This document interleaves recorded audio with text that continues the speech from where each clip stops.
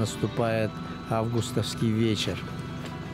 Наиболее интересна и добычлива ловля хищника в темное время суток. Приманка – искусственная мышка. Я использую такую мышь вот черную. Имитация, да? Имитация мыша, вот с хвостом, 2 крючка. Возможно, после заката активизируется ленок или таймень. Время покажет. Нюргун с Николаем, несмотря на усталость, все же пытаются поймать удачу за хвост.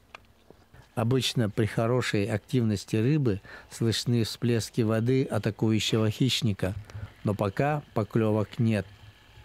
К сожалению, вокруг тишина в прямом и переносном смысле этого слова.